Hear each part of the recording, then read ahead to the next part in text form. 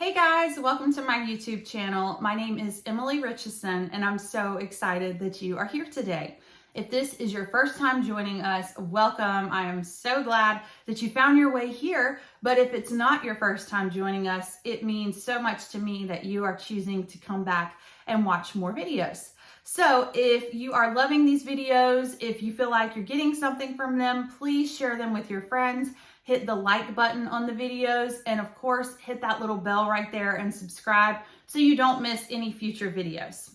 All right, so today's episode is super special because it is a topic that someone suggested that they would like me to make a video about, and that is about birth plans. So birth plans don't get talked about enough, in my opinion, and I know that whether you deliver in a hospital, a birth center, or at home, that can obviously go into effect. I will be delivering in a hospital, so I feel like a birth plan is very important because hospitals can have different types of birthing situations happen. The environments are different. Birthing centers, midwife centers, and then of course home births are all somewhat similar and standard, and you know what to expect when you go in. But when you're at a hospital, you could be induced, you could have a C-section, you could have a natural birth, a vaginal birth.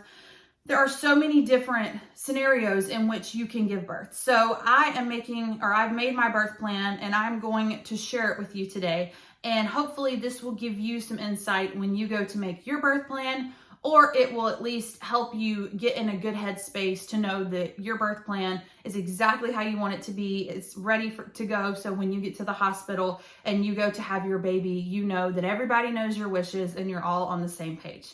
So I'm going to show you this one. I'll read it to you because you're not going to be able to read it, but the font is small. I wanted everything on one page and it looks like a lot, but really I just have different categories and I'm not going to use all of them, but I want them all here to cover every scenario in which I may have to give birth.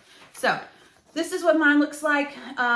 It's all on one page. Again, it looks like a lot, but I have categories for during labor and delivery, after birth, and then if a repeat C-section is necessary, because I did have a C-section the first time. And so if that were to happen again, I have that category. If not, that category doesn't even matter. So let's get started. I will go through these and I will explain them, and hopefully this will clear anything up. If you have any questions though after this video, please feel free to leave them in the comment section and I will gladly answer them for you. So at the top of my birth plan, it says birth plan for Emily Goffin Richeson, which is my name. If at any point mom cannot answer for herself, baby's father with my husband's full name, or baby's aunt with her full name, which is my sister, will answer on her behalf. So if my husband had to run out to the truck and my sister's in there with me, or vice versa, the nurses, I'm going to introduce them to my husband and my sister. When we get there, they'll know their name. They'll have it right there. So that way they can say, when the new nurses come on, hey, that's her husband, that's her sister. You know, if you have any questions and she's pushing through contractions, trying to fight through them and she can't answer, go to them, you know, that kind of thing. So before I actually get into the categories, I'm going to tell you why birth plans are important. So in my opinion, birth plans are important because some women, for their entire lives, dream of becoming a mother and giving birth. And if that's not you, that's fine. That wasn't me. I just assumed I would become a mother, but I didn't fantasize about it. But once I became pregnant and had my first son, and now especially this pregnancy, I've really thought about what childbirth is, what kind of experience I want, how beautiful it is that God designed the female body to do what it can do. It's incredible. And so I really thought into how I wanted this experience to go, especially because we're probably not going to have more children. And so this is my last opportunity to really take the time to think about what I want my birthing experience to be. And so birth plans are great because you can spend the whole 9 months, your whole life, however long, planning how you want it to go. And then when it comes time to do it, and you're having the chaos of being in the hospital, it's in the middle of the night, you've been laboring for hours, you're exhausted, whatever your situation might be, you're not having to then get your mind to switch to, okay, well, I don't want to forget anything. What all was it that I wanted? Like going through a mental list. You don't want that. So this is great because it allows you in advance to lay out everything as you want it and maybe change some things, but you have your plan right here, and then you can go over it with your spouse. And then when you get to the hospital, you have it printed out, you have a few copies, you can take pictures of it on your phone, but that way you're not having to remember everything and you can soak up the moment. Your spouse can be your support system, or whoever you have there supporting you. If it's not your spouse, they can be there to take care of you and help you through it, and they don't have to mentally remember everything you said. If you are having rough contractions, but you're able to take a nap in between them, and a nurse comes in and says, hey, I just wanted to know, is it okay if we turn on these big lights in here? And your spouse can say something like, hey, actually in her birth plan, she asked for dim lighting, and he doesn't have, or she doesn't have to wake you up and ask you, hey, do you want the big light on? It's already right here. So I know it may seem cheesy that people go into hospitals with birth plans, because the reality is you cannot plan a birth, but it's not so much planning the physical birth itself. You have those aspects in here. It's more so just trying to put yourself completely into your birthing experience, because this is your experience and you're going to put your say in there all the way, because you should. You have every right to. And if something changes, that's fine, but you need to feel in control. You need to prepare yourself for birth so you're not going in there blindly. You need to understand what giving birth is, so that way no one's persuading you one way or another. You know what you want. You have no regrets. Birth plans, highly recommend. All right, so let's get started. During labor and delivery, these are the things on my list. And I am delivering in a hospital. I'm not sure if I've said that. If you are delivering somewhere else, you know, these things may not apply to you. I am delivering with an OB at a hospital. So, all right, during labor and delivery, I request dim lighting, calm and quiet, minimal traffic in and out of the room, my own music playing, an exercise ball present, which, by the way, ask your OB's office or wherever you're delivering if they have the yoga balls, the exercise balls. They are so handy to have for so many reasons. If they don't have one and you're able to get one, or you have one already, take it with you. But my hospital has one. I don't have to take mine. No suggesting of epidural. I will ask for it if I need it, or other pain alternatives. I'm not against the epidural, but I'm not able to attempt a natural birth if I go in and get it right away. That's common sense. So I don't want anyone suggesting it. I know it exists. I know that I can get it until the last second that, you know, it's too late. My doctor and I have already talked about it, so I don't need it suggested. So that's in there. I would like a vaginal birth unless medical emergency arises. I would like to be moving freely throughout labor, wireless monitoring during labor, access to a tub or shower, labor and deliver in whatever position or positions are most comfortable. If I get an epidural, I obviously have to lay flat on my back because you cannot move. If I don't have the epidural, then I am able to change positions, and I want to do that should I request to. And you have every right to do that. Please don't let anyone tell you different. All right, should, and I put my OB's name, not be present to deliver the baby, the OB or midwife present for delivery be very pro VBAC. So my OB has informed me that my due date is April 6th, and he is going to be out of town April 2nd through the 9th. So if my baby comes anytime during then, someone else will be delivering me. To be honest, I don't really care who delivers me, because at the end of the day, the OBs come in there at the end, they grab the baby, and that's it. The nurses do all the work, and my body is going to push the baby out no matter who is there. So all I request is whichever doctor is there needs to understand I want a VBAC. I do not want a C-section again unless an absolute medical emergency arises. And if you don't know what a VBAC is, it is a vaginal birth after a cesarean. That's what this is. So I had a C-section with my first baby, and now I am asking to not have another C-section unless an emergency presented itself. All right, medical students are welcomed as long as they give space and respect birth plan wishes. Some hospitals don't even have medical students. If yours does, put in your birth plan if you would like them present or not. In my opinion, I don't mind them being there, because they have to learn, they have to have hands-on experience, or they're never going to be able to deliver other people's babies.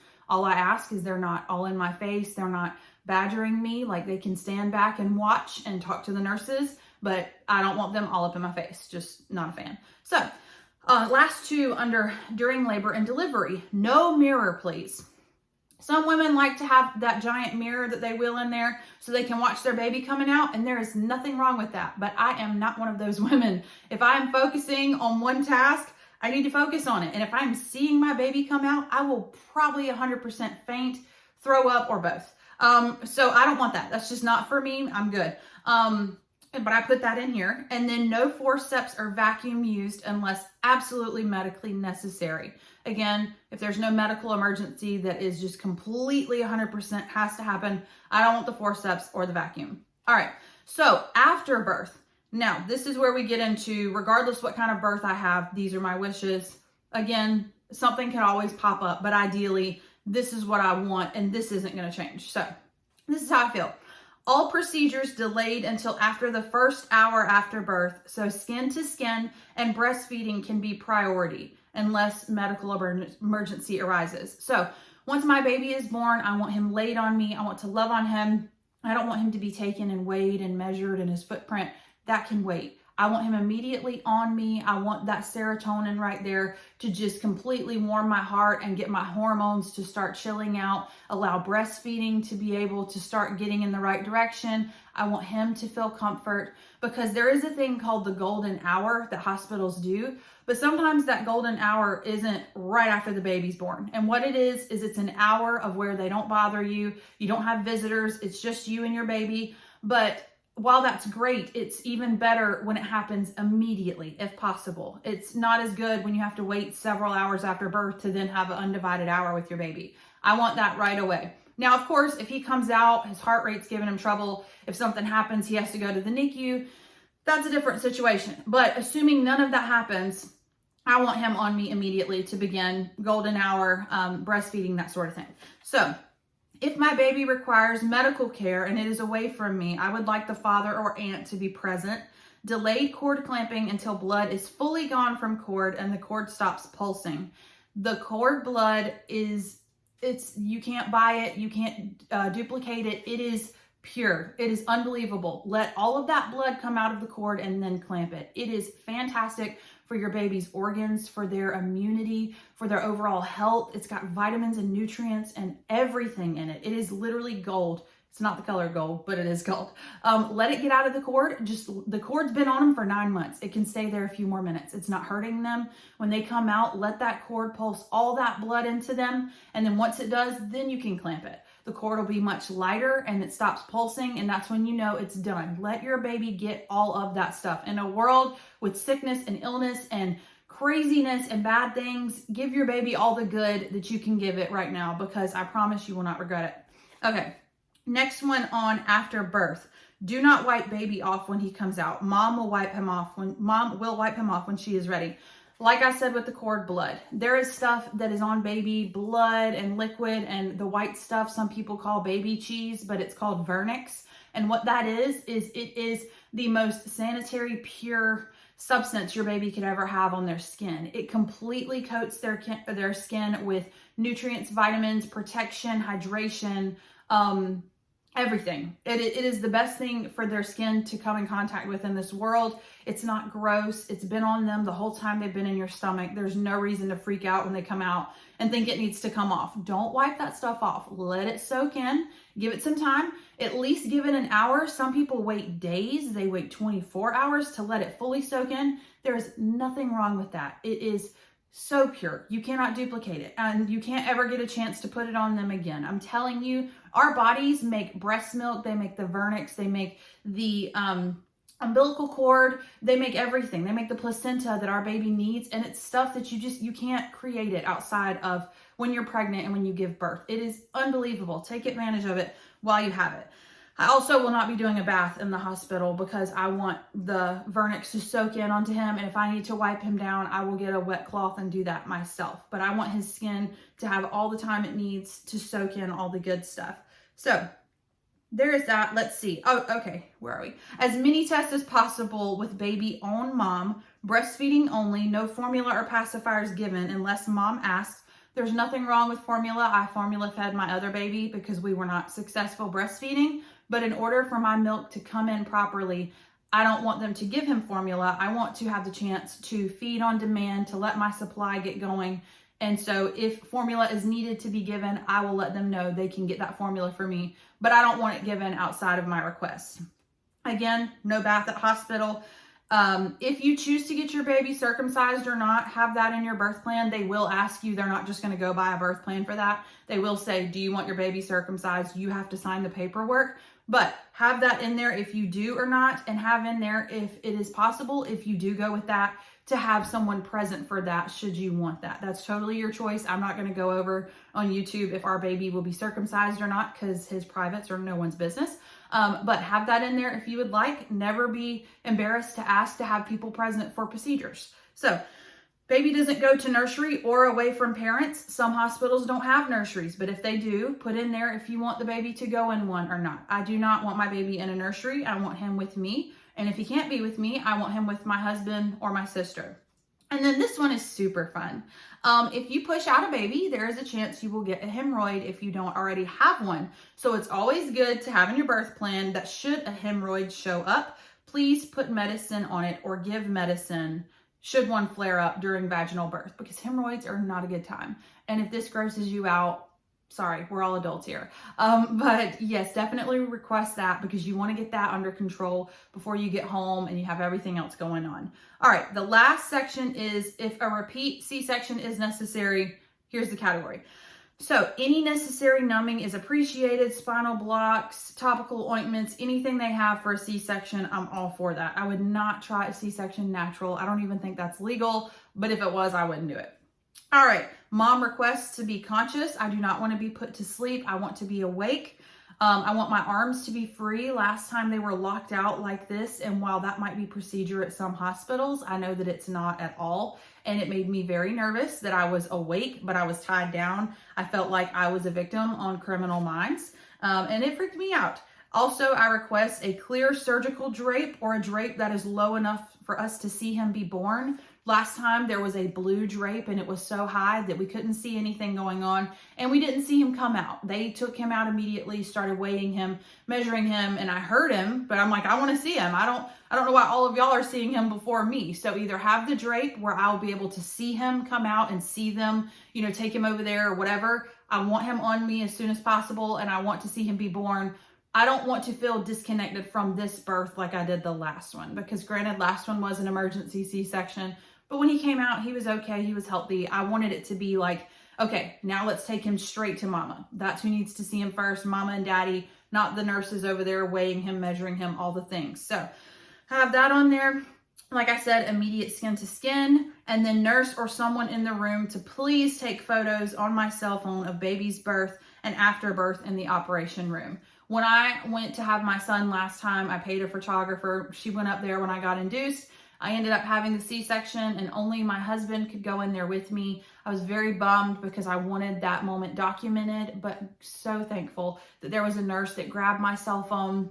She took tons of pictures of the baby actually being born. So while I didn't get to watch it, I have the pictures of it. She took pictures of us meeting our baby for the first time, and I treasure them so much. So if this happens again and there is another C-section, you only get one person in there. And with that being the case, make sure that one of the nurses in there has your phone and they can take those pictures for you if you want them. So I have all that in there. And then I have, thank you so much to the doctors, nurses, and medical staff that will be playing a special part in the birth of our son. We appreciate each of you so much and are so thankful to have a birth team that honors our wishes. Love, the Richeson family. And then I signed and dated it at the bottom.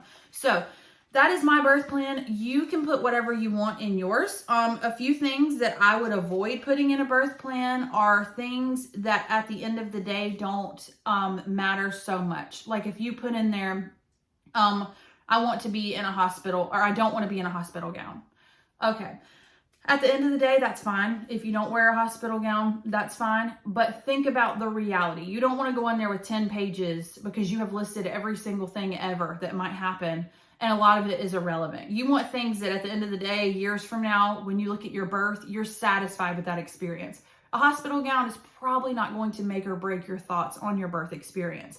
Again, to each their own. If that is super important to you though, and you don't want to wear a hospital gown, you want to wear the outfit you bought on Etsy, put it in there, girl. You do what you got to do. But ideally, you want to put in there things that genuinely matter, like how you are physically going to give birth, the environment that is going to help you have that birth that you're wanting, things like that that are truly going to matter down the road. things you do want to put in there that maybe I didn't add. If there are certain nurses or doctors in there that you've maybe had a bad experience with before that work at that hospital on that floor and you request they not be in there. Maybe you went to a doctor's office for the first few weeks of your pregnancy and had a horrible experience with them and they traumatized you, and you know that that doctor works at that hospital. If he is on call or she is on call that day that you deliver and you do not want them delivering your baby, make sure that is known. Address that with your doctor, whoever it is, beforehand. Say, hey, is there a number I can call? Is there someone I can let know that I don't want that doctor near me or my baby? I'm not okay with them delivering me, or that nurse, I had a horrible experience with her. Not trying to call anybody out, but I'm just saying those are things that matter. So make sure you're weighing things. Okay, how important is this in the grand scheme of things? How unimportant is this? That's totally up to you. Another tip though, as far as when it comes to going in there with your birth plan, if you want people to respect you, you need to respect them. So don't go in there and be bratty and bossy, be kind and respectful. And one way to do that is to take treats for your medical team. So I made goodie bags when my first son was born, and the nurses were so grateful. That was pre-COVID, pre-craziness that our world has been these last few years, but they really appreciated it so much. And I took enough for the night shift nurses and day shift. Don't forget, one shift. Go in there with enough for everybody, but they genuinely appreciated it. And so I just went and got these clear bags from the Dollar Tree. I ordered these stickers off Etsy, and it says, thank you for helping us welcome and care for baby Stokes, which my son's name is Stokes. Or that's what his name will be when he's born. And then there's a heart, and it says the Richeson family. So I just went and got them these little bags. I put the stickers on it. Inside the bags are mini bags of popcorn, some hair ties, white chocolate Reese cups, a Crystal Light pouch to mix in their water, a s'mores granola bar, ink pen, and then this little blue paper as well. So I just did several bags of those, and it's not anything fancy. You don't have to spend a ton of money. If you just bring in everybody a thank you note, and you don't even buy the stuff, you just buy a pack of thank you cards, let your team know you appreciate them. Because while it is their job to respect your wishes, they're working for you, giving you the birth that you deserve to have. It's also good to just remember that our medical staff, our medical teams, hospitals, midwives, doesn't matter. They have been through it these last few years. We all have, but they have really been through it. They have been underappreciated and overworked. And it's always a good idea to show someone that you appreciate them. And in any aspect of my life, I always want people to know they're thankful, or that I'm thankful for them. But especially when they are bringing my most precious gifts into the world, I really want them to know that I appreciate that. Because my son is my everything, and I know that this son is going to be just as special. He already is. And so the fact that these people get to play a part in him coming into the world, that it means everything to me. So I want them to know that I appreciate them and I respect them, and I love that they are going to respect my wishes in return. And so it's just good. Walk in there with some goodie bags and say, hey guys, I brought y'all some treats.